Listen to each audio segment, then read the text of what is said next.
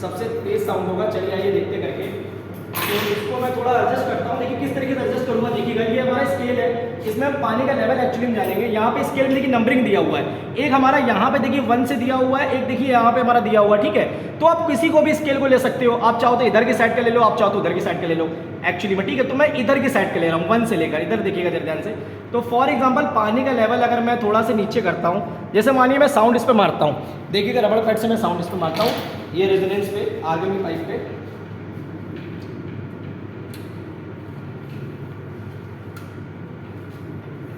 इसको थोड़ा एडजस्ट कर लेते हैं।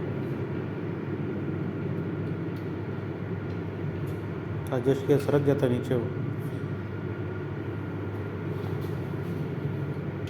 रबड़ पैड से मार के देखता हूँ, देखिए साउंड आता कि नहीं आता, आइए देखते हैं। इसको इस तरीके से मारते हुए वेट करिएगा।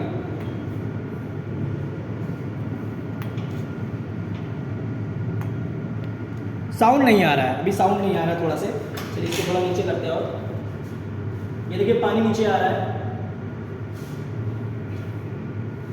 ये देखिए ऑलमोस्ट पानी यहाँ पे आ गया, ठीक है। इसको सुनते हैं,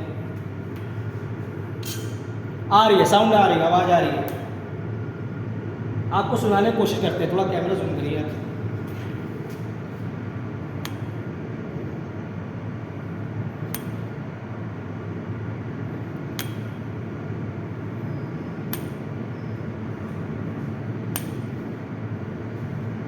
तो यहाँ पे हमने क्या देखा कि हमारा साउंड प्रोड्यूस हो रहा था। तो ये कोशिश आप करते रहिएगा, जहाँ पे भी आपको साउंड मैक्सिमम मिल जाए उस पॉइंट को आप लेट कर लीजिएगा L1, उस पॉइंट को आप लेट कर लीजिएगा L1।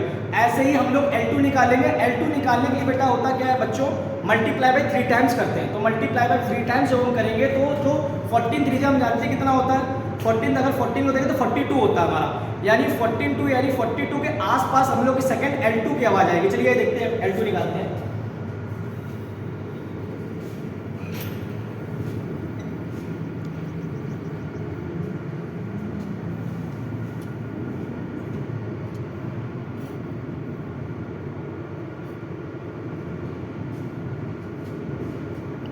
ये देखिए पानी का लेवल जो है ये हमारा अप्रॉक्स 42 के आसपास है। चलिए आवाज़ सुनते हैं।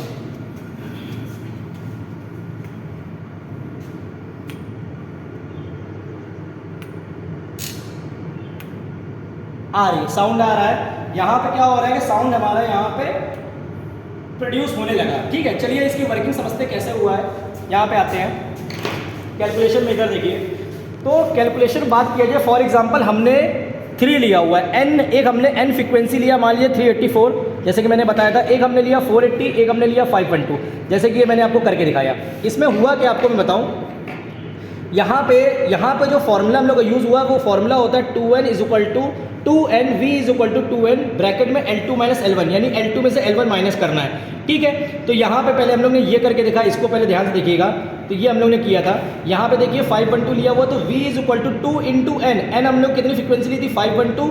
अच्छा यहाँ पे देखिए मैंने मीटर पर सेकंड यहाँ पे एक्चुअली मैंने थोड़ा चेंज कर दिया मीटर में, और हम लोग का जो देखिए यहाँ पे यही तो आया था हम लोग का 14.6।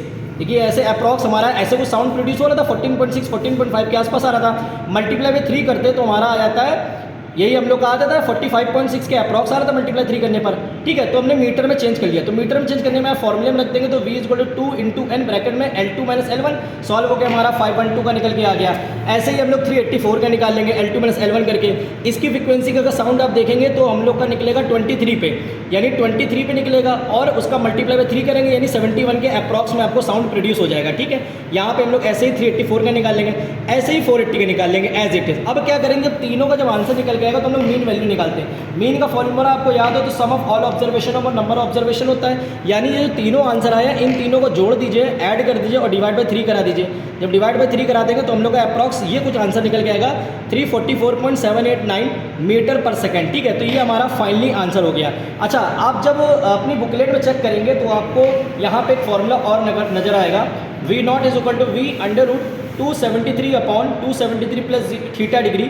थीटा हमारा क्या है, अगर हम बात करें, the speed of sound at NTP 0 degree Celsius can be calculated by the using, यानी 0 डिग्री स्पीड ऑफ साउंड की अगर हम बात करेंगे तो हम फॉर्मूला ये लगा के हम चेक कर सकते हैं क्या हमारा आंसर आ रहा है, और आंसर हमारा आएगा मीटर पर सेकंड में। तो आप ये चेक करने के लिए आप यूज़ कर सकते हैं अकॉर्डिंग टू रूम टेम्परेचर, और रूम टेम्परेचर इस समय जो है यहाँ क्लास का वो 24 है। जो भी आपका रूम टेम्परेचर चल रहा हो वहाँ पर ठीक ठाक जगह वैल्यू रख दीजिएगा, तो आपका आंसर एक्यूरेटली, मतलब स्पीड ऑफ साउंड के, स्पीड ऑफ एक्चुअली में क्या होगा, स्पीड ऑफ साउंड जो होता है हम लोग का, मतलब 332 कह सकते हो मीटर पर सेकंड, 334 कह सकते हो मीटर पर सेकंड, 330 मीटर पर सेकंड, अप्रॉक्स इसी के आसपास में आपका आंसर आ जाएगा।